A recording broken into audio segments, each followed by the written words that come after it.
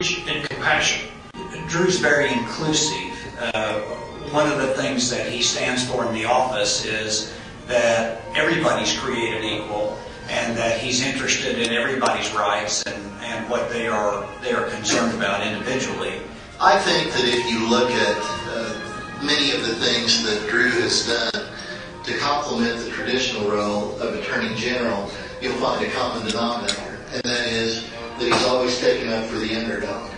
Ultimately, that, I believe, is a recipe for dialogue and peace in the community. He cares about everyone, but he's also courageous enough to take very difficult and tough stands. In fact, if you don't mind me saying so, I like to refer to Drew Edmondson as Captain Courageous. I think when it comes to issues that are critical to this state and this country, he won't back up, he won't back down, he won't give up, he won't give in. One of the things that I believe he prides himself in, and that part of the reason that I joined the office is because I understand that when we have choices about how we're going to pursue different issues, that we're going to do the right thing, not just the expedient thing. I don't know if he would agree that this is the biggest, but the first time that I remember in my working with Drew that peace and dialogue in the community really came to the fore was when he reestablished in the mid-1990s the Say No to Hate Coalition in response to a number of church burnings, racially motivated church burnings all across the South. And Drew called together the leaders of all the faith communities in Oklahoma to try to establish and perpetuate communication and understanding. And that coalition is still alive and active today. Drew and I had a motto in the Muskogee County District Attorney's Office, and we believe that one man with courage makes a majority. One man with courage makes a majority. If you're willing to stand up for what you believe in, you can change your community, you can change your state, you can change the world. Fair, impartial, and concerned. Courage, compassion, and hard work. Courageous, determined, and advocate. But he's also a fun guy to be with, when you're playing ball.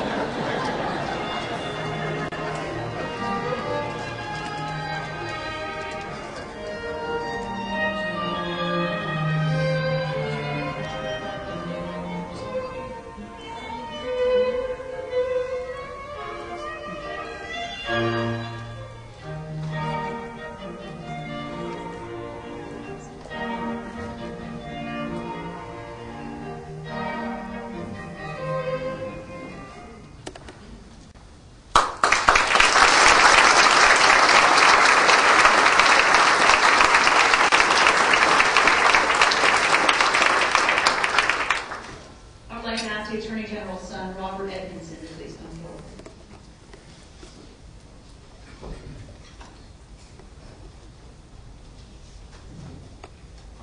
Oklahoma City University is my alma mater, and I currently teach at University of Science and Arts of Oklahoma, a class called World Thought and Culture to 500 AD. I talk about the rise of all the world nature religions.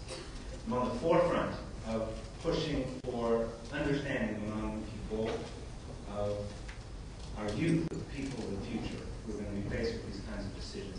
What kind of tolerance, what kind of understanding are we going to share with people around us? This commitment of mine to share an understanding of other people's beliefs that I share with my students comes from my father. I'm the AmeriCorps Vista volunteer coordinator. Again, leadership that comes from dedication to my father. Rather than, I first met Drew in 1969 in Texas, and he's been following closely the progress of my life.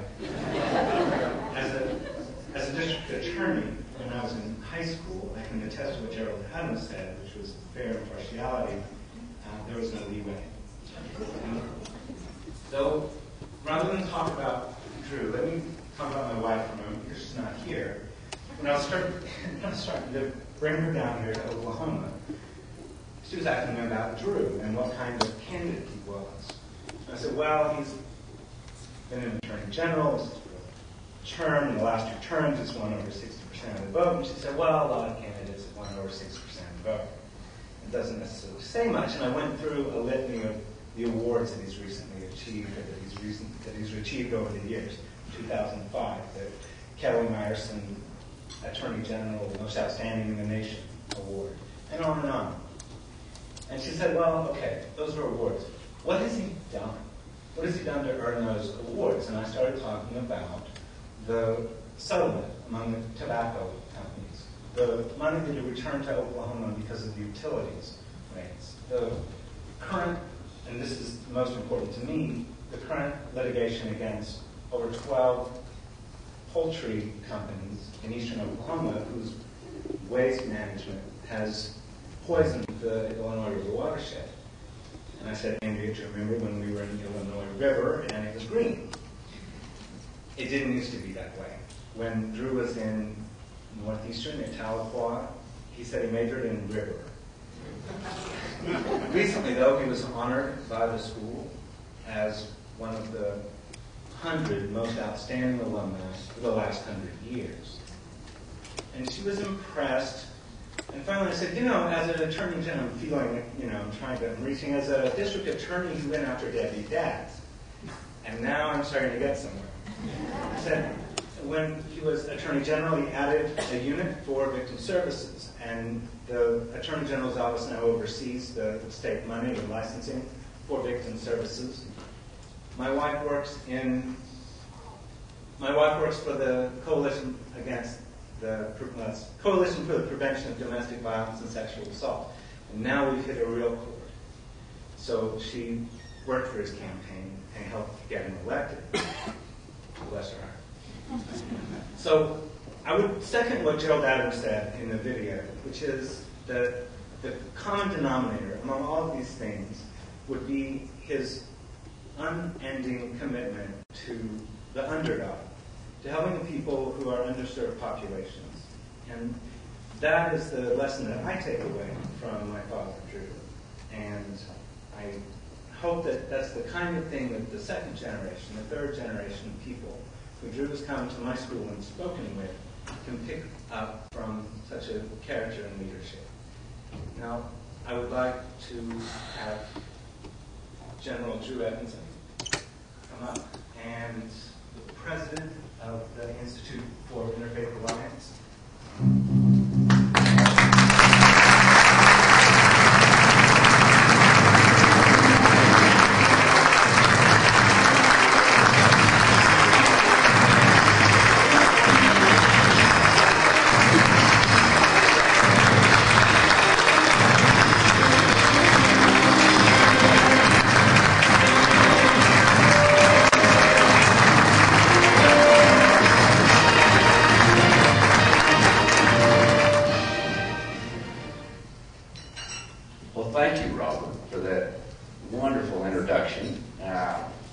And thank you to the Institute for allowing Robert, of whom I'm inordinately proud and of whom I have a great deal of love, allowing him to make that introduction.